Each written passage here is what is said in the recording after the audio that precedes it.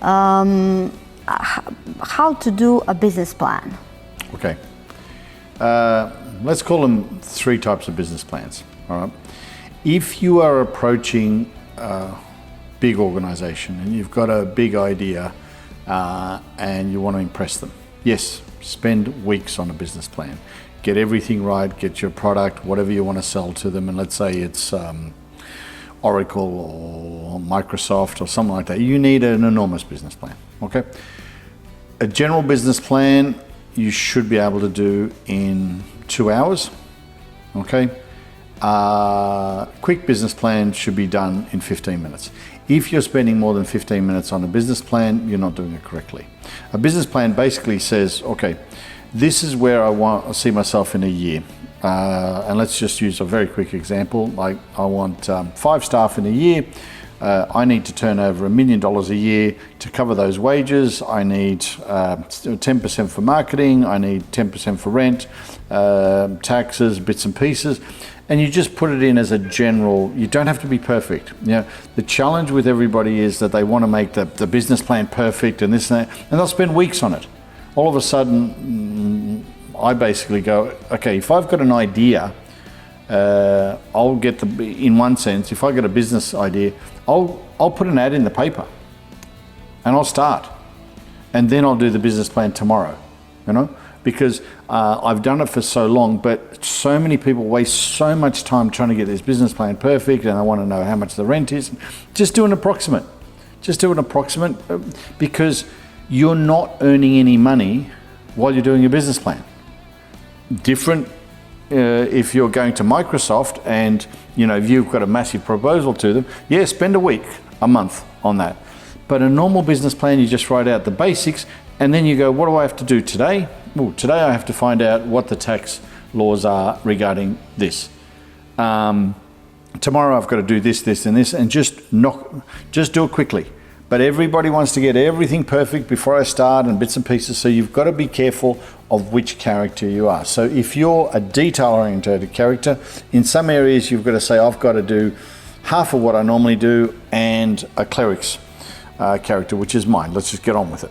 In my character, you've got to go, all right, let's not go 100 miles an hour, let's go 95 miles an hour and just do a little business plan and then go from there.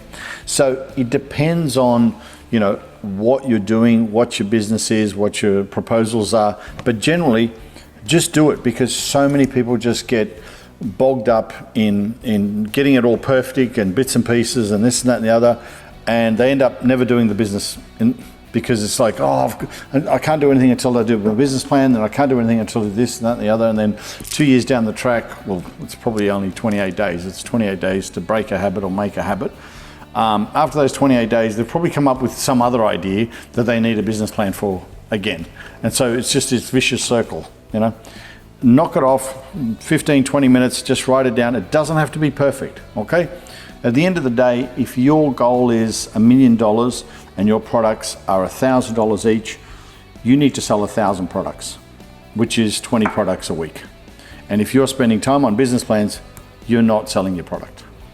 So you recommend action over plan?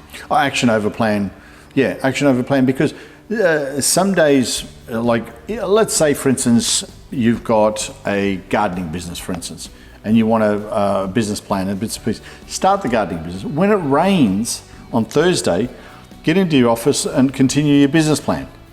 But Monday, Tuesday, Wednesday, go and do the work, or go and knock on doors, or go and do something towards that business. But it gives people this safety of going, oh, I've got to finish the business plan, I've got to do that, because if they go out, there's a possibility of failing. You know, if you're, let's use the lawnmower business for instance. If you're knocking on doors and 1 every 20 says yes, well, you've got 19 no's. So in a sense, your brain goes, I've got 19 failures. If you're sitting at home writing a business plan, well, there's no failures. You can't get rejected. So what is it that stops people from knocking on the door? What is it that makes them make them think I'll do that tomorrow? It's the fear of failing. It's the fear of somebody saying no. So there's a very simple, I mean, we'll touch on this later, but there's a very simple thing. If you make $200 a sale profit and every 20th person says yes, the way to get around that is saying, okay, every time I knock on a door, I get $10, whether it's a yes or a no.